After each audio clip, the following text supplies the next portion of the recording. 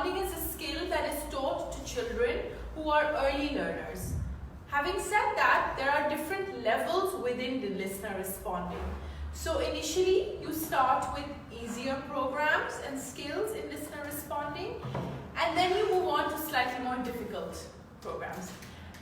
For those of you who are watching, another word for listener responding is called receptive language. This essentially means when a child listens to an instruction and they respond. Now, the response doesn't have to necessarily mean that they vocally respond. It can also be a physical response. If you tell a child, pick up your shoes, that's listener responding. If you tell your child, clap, and they clap, that's listener responding. If you tell your child, bring me the bag, that's listener responding. The child doesn't have to speak, they just have to listen and follow your instruction, essentially. It's instruction following. So, today we're going to be talking about 3 types of listener responding programs that we will teach to early learners. There are more advanced levels of listener responding, but we're going to start with the easier ones. So the first one we're going to talk about is teaching a child to follow instruction to select a reinforcer. The second one is about selecting everyday objects, and the third one is about following motor instructions. So the first one is going to be about selecting reinforcers. Okay, fold your hands. Good job. Do this. Very good. Touch chips. Good job. Very good. Touch slinky.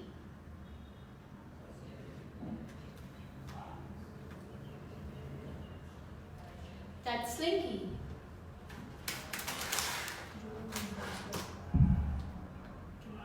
Touch slinky. Very good. Okay, so in this program, as you can see, initially when you're teaching a child to select items, you want to start with the most basic items, which are items that the child can relate to, and they're more likely to pay attention towards, and those are reinforcers. Reinforcers are essentially rewards.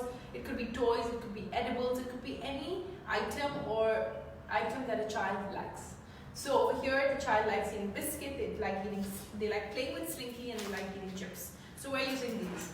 So this is the first step you take. Once a child learns to select reinforcers, we move on to selecting everyday objects, which are relatable to a child again, but they're not so bothered by it. So they're not so interested in everyday items. But that is important because if you tell a child, pick up your plate, you need to know what a plate is. So over here, we're going to show you how to select everyday items. Fold your hands. Okay. Touch spoon.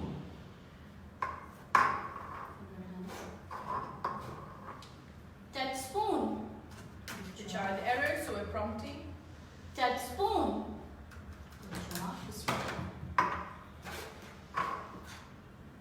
Touch spoon.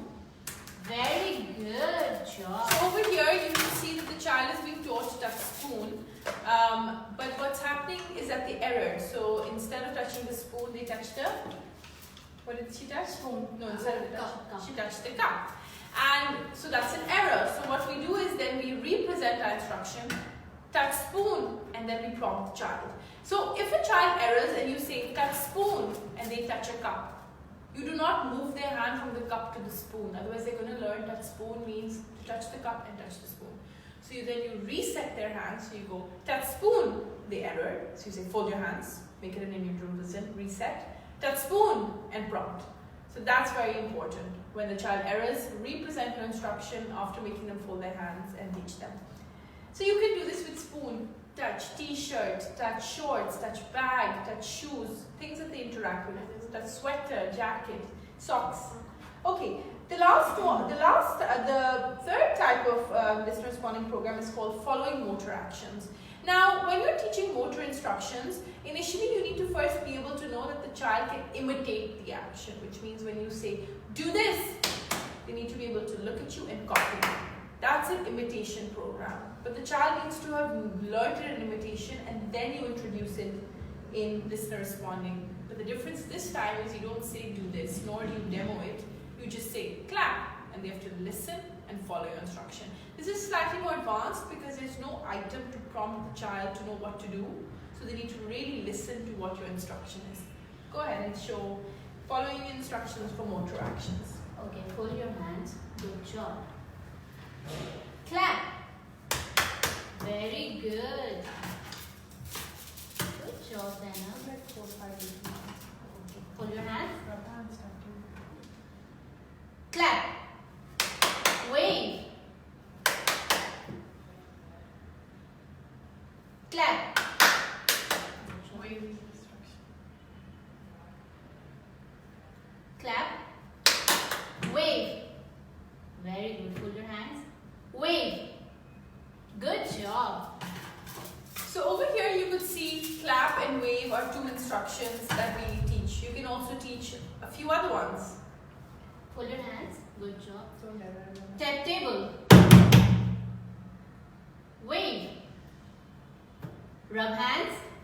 Very good, Zainab. Good. Job. So over here, as you can see, now what happened was initially when the teacher asked the child to say wave, the child clapped. So what you need to do is then you need to again make hands neutral and repeat your instruction, clap, and then you use your visual prompt, which is, or your modeling, which is you show it.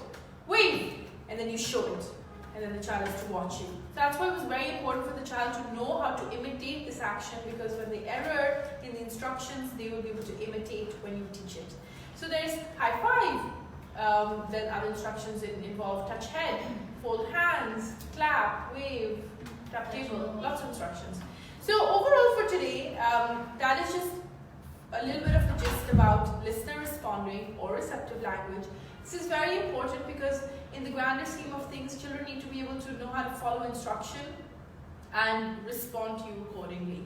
So this is why we teach this program. Again, there are different levels. This is the very early stages of listener responding, and then there are more advanced levels of this, which we will discuss in our further videos. Thank you for tuning in and have a lovely Thursday. Bye!